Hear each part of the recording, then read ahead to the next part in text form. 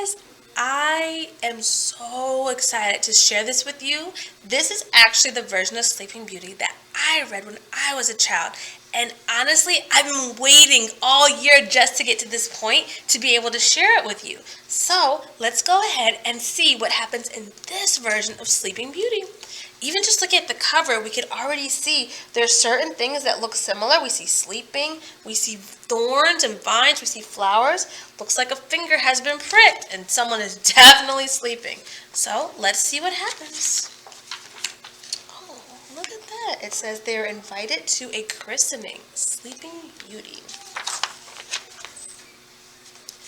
Long ago in the seven kingdoms of Kenyala, a princess was born. She was named Allura for the dawn. The seven royal courts and all their advisors and wizards were invited to the christening.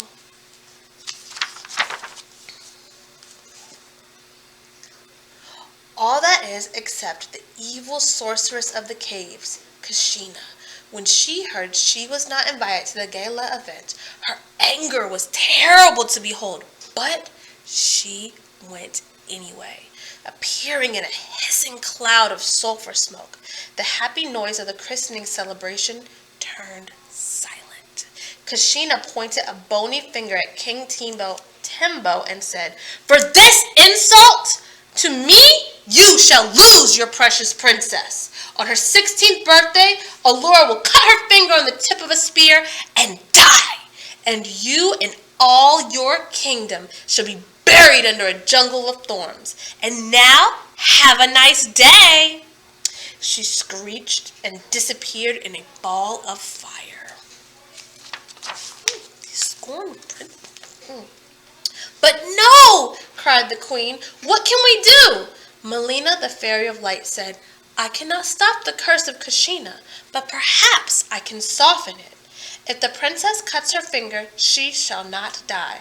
Allura and all the palace will fall into a deep sleep, and thorn vines will cover the kingdom. If a brave prince can cut through the bramble and kiss the princess, she and all the kingdom will awaken." "No, that is not to happen either," said the king. "I command that all spears inside the palace walls be burned tonight, and the princess shall not set foot outside these gates until after her 16th birthday." And so it was, that very night, from all corners of the royal halls, every spear was brought to the courtyard and burned. And Princess Allura lived out her childhood in guarded splendor. Not once was she ever to leave the palace walls. From a very lovely baby child she grew into a truly beautiful and gentle young maiden, and in all her days she never saw the tip of a spear.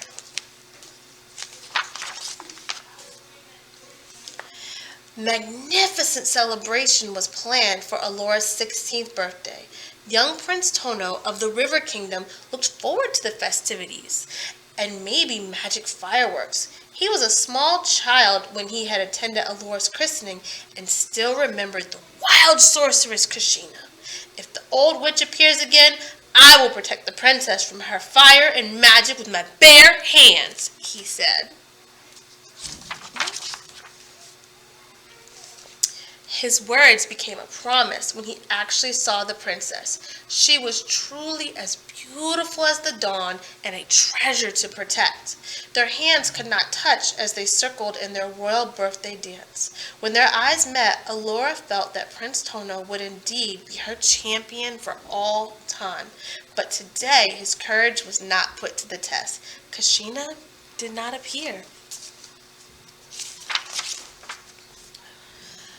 The birthday festival ended, and all departed for their own kingdoms. But as Allura retired for the evening, she felt there was someone from the rivers who would return someday. A servant brought her one last birthday present in a bamboo box. It had been left at the gates, perhaps a secret gift from Prince Tono. But no, when Allura opened the box, it held a gleaming silver spearhead. Gently, she touched the shiny tip. Before the drop of blood had hit the floor, she fell into a deep sleep.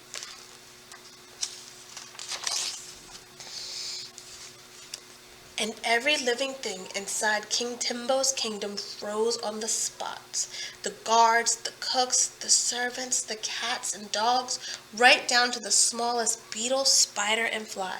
Kashina's wicked spell had begun.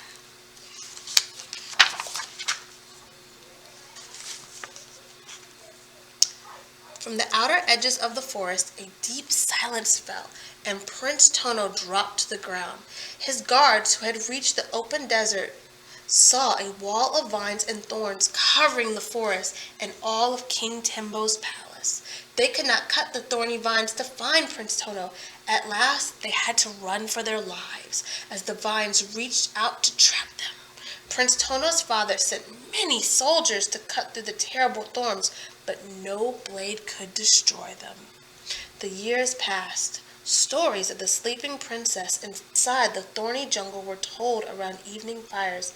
It was said that Kashina had turned herself into a giant serpent to attack any who tried to enter.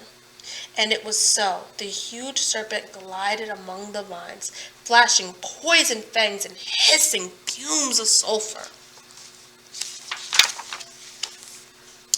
One day, a camel came out of the desert and began eating the thorns, which no sword could dent. It ate a path straight to the sleeping prince. A few gentle licks awoke him. Doesn't sound like a regular camel to me.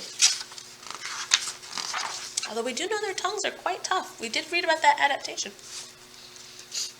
The camel carried Tono to his father's palace in the land of rivers. But what grief awaited him! Wars and floods and earthquakes had destroyed his family and all the kingdom. A tiny old lady sat in the palace ruins. It was Melina, the fairy of light.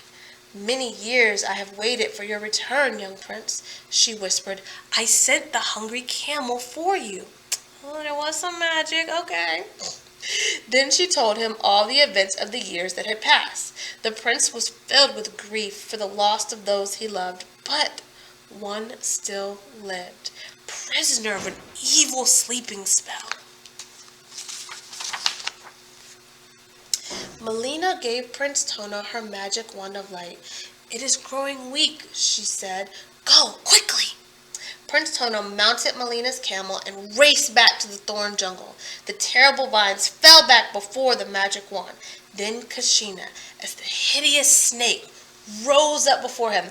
"My magic spell will last for all time," she hissed. "Leave or perish!"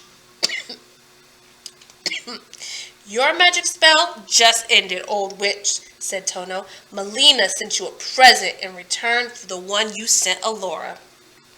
Then from the magic wand, a bolt of lightning struck the serpent and burned it to ashes.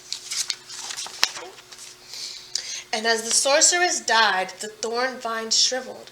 A path opened before Tono straight to the palace. He dashed past sleeping dogs and dozing guards and napping cooks and frozen fires, and Melina's light led him. Up the stairs to the sleeping princess, Tono knelt and gently kissed her. Slowly, Alora's eyes opened, and she smiled. From all over the palace came the sounds of returning life. Is the celebration ended?" asked Alora. "Years ago," laughed the prince. "But if you'll marry me, we can have an even bigger party." And they did. The end. Oh, I love this version of Sleeping Beauty. I hope you enjoyed it too, and I can't wait to see you guys later. Bye!